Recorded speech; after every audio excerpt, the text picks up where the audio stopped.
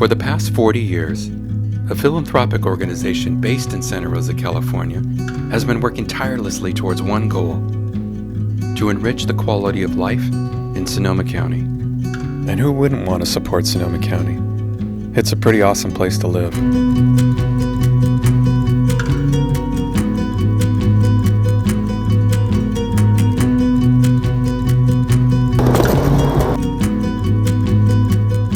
This philanthropic organization is known as Community Foundation Sonoma County. And what do? Well, essentially, Community Foundation functions by encouraging generosity from local donors at all income levels. And that money provides ways to lift people's lives through programs in education, the arts, health and human services, and the environment. Founded in 1983, Community Foundation Sonoma County began just as the U.S. was coming out of a recession.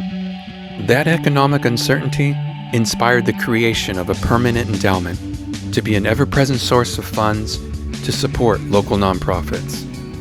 Today, with over $200 million in assets, Community Foundation Sonoma County continues to fund an ever-growing number of organizations that do the day-to-day work of not just helping people get by, but allowing them to thrive. I wanted to see for myself what Community Foundation Sonoma County looks like and meet the people whose lives are connected to this organization. My first stop, Chops Teen Club, where I met Mason, Marin, and Ed, 3 friends making music in the band room. 2, 3, 4.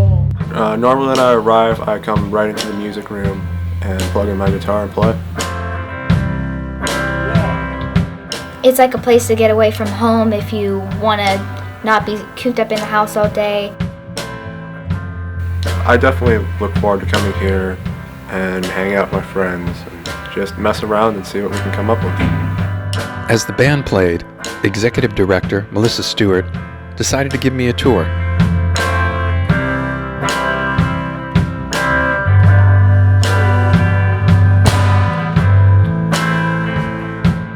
The reason we even have a place like Chops was due to a local lawyer named Charles DeMeo. He lived a frugal life, loved driving around in his old Plymouth, and was practicing law right up until he died at age 90 in 1995. And to everybody's surprise, he left a whopping $16 million to Community Foundation. He wanted the money to create a place like Chops for young people to socialize and do sports. He sounded like a pretty cool guy. Well, I think our mission statement says it so clearly, but really this is a safe place for teens to be who they are, who they want to be, who they want to explore, who they can be. If a teen doesn't find a sense of belonging at school, if they don't find that at home because they're butting heads, if they don't find it on a sports team, they're going to find it somewhere. So we want to have a community space where teens find that sense of belonging and get on the right track.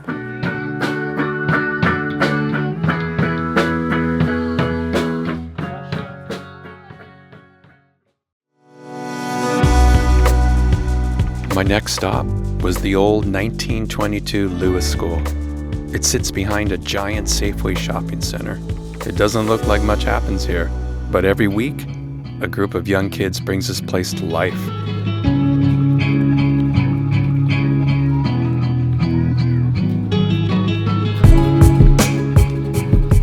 Community Foundation also has a long history of supporting early childhood education. In 1987, just a few years after the founding of the organization, they began what was known as the Parent Education Project. The program taught parenting skills by visiting working families at their workplaces during lunchtime and offering up information on how to improve their skills raising children. The program immediately expanded into the Latino community, serving Spanish-speaking families. And today, that legacy continues through a program known as Pasitos Playgroups. 4, 5, 6, 7, 8. ¿Y tú? 9. Yeah. ¿Cómo estás? Yo muy bien. ¿Y tú qué tal?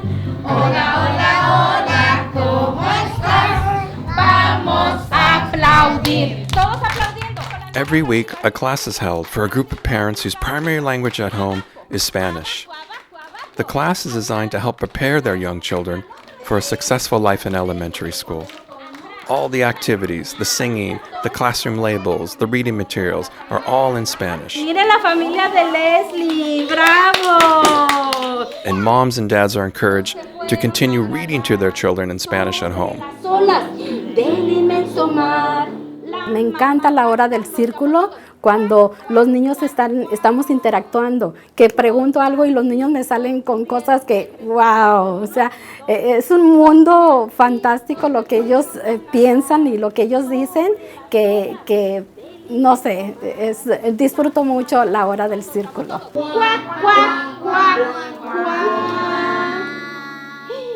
Los 5 patitos pudieron regresar. ¡Yay! Before I visit my last stop, Community Foundation Sonoma County asked that I meet up with one of their donors to get a sense of who the people are that are contributing to that thriving community fund. So in a beautiful home on the outskirts of Petaluma, I was introduced to Marion Weinreb. She earned a comfortable living in the pharmaceutical industry and has spent most of her adult life giving back to her community. I'm from Newark, New Jersey. I was born in the 50s. My parents were both Holocaust survivors. We grew up, as I said, working poor. I asked Marion why she gives year after year to an organization like Community Foundation Sonoma County. Because I grew up with immigrant parents who came to this country with nothing. I mean, they lost everything in the war, and they never made it out of, lower class, working class, even though my mother spoke 6 languages, never finished high school. My father was a dentist, but died a grocer. And I think that when you come from a position of struggle, or you've seen your parents struggle, that you're more apt to do something that's going to help other people. So you become a champion of change. I feel like I'm a champion for the underserved. For Marion, she sees a donor's generosity as like a stone being dropped into a pond and sending out a ripple effect, affecting one life, and then that life affecting another, and so on. Because when you break intergenerational poverty, when you help a kid who can rise above that poverty that they experienced as a kid, they become a champion for change, and that's invaluable.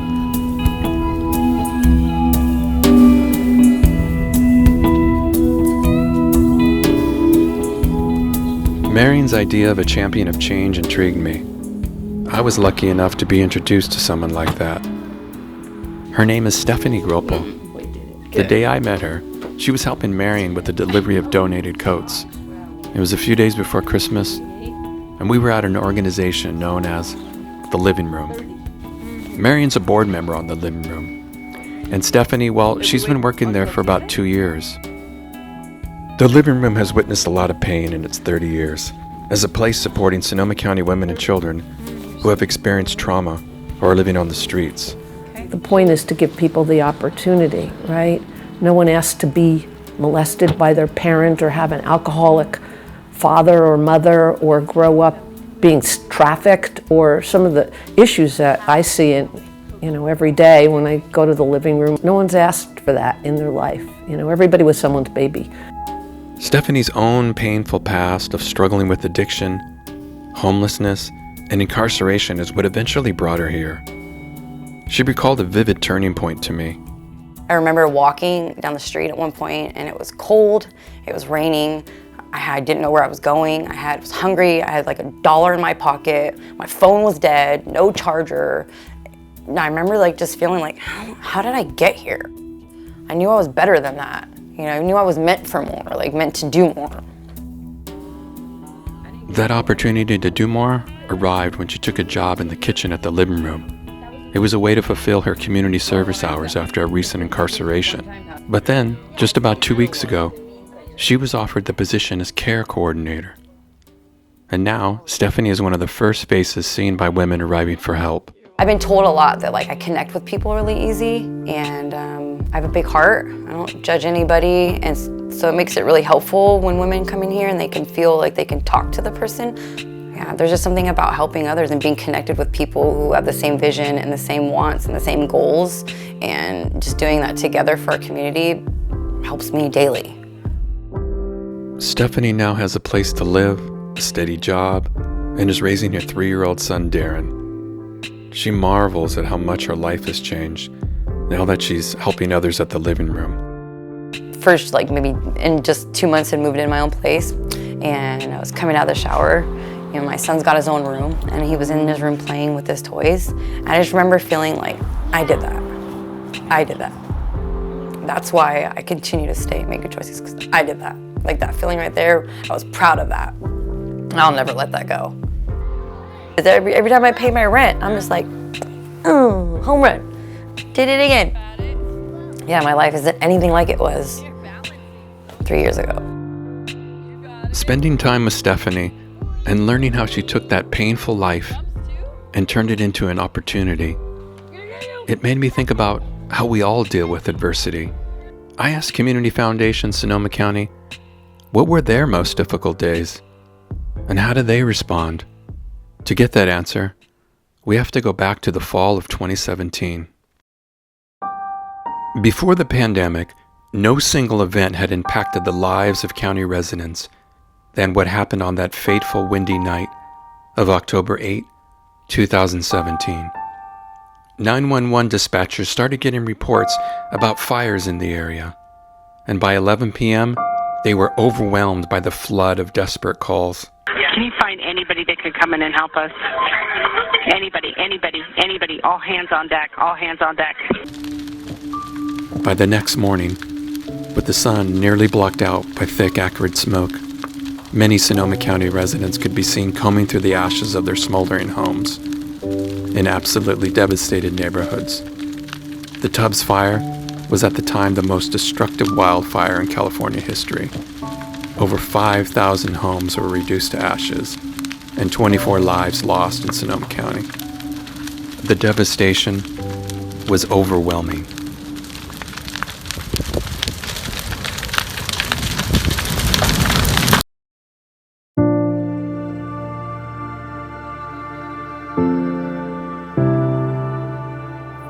So we came home late, we all went to bed, and we woke up in the morning with ash, pieces of people's books flying into our backyard.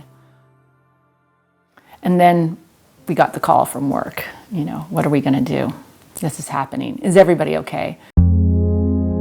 Karen Demarest found herself in the eye of a storm in a new reality facing Community Foundation Sonoma County. She was at the time the Vice President of Community Impact.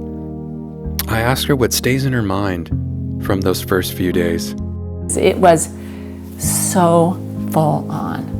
The phone never stopped ringing. We were working 10-hour days. We had signs all over the foundation where we would be tracking the dollars that were coming in. We were amazed. When we sat in the room at first, we said, well, maybe we'll raise $1 million. And it ended up being 19 million. So quick action was taken with those dollars pouring in to create a new fund. A fund with a 3-part focus: helping individuals, healing trauma, and housing solutions. They called it the Resilience Fund. Well, the Resilience Fund is different because what donors are doing is saying, we trust you to make the decisions about where those dollars should go. So we're investing in resilience. So I asked Karen one final question. What does the future look like for Community Foundation Sonoma County? We can't know, sitting here today, what the needs are going to be 200 years from now. But the Community Foundation will know what those needs are 200 years from now. And so if you're saying, I'm setting up an endowment to make a big difference, you can trust that the Community Foundation is going to know exactly what needs to happen. And I think that's a unique relationship.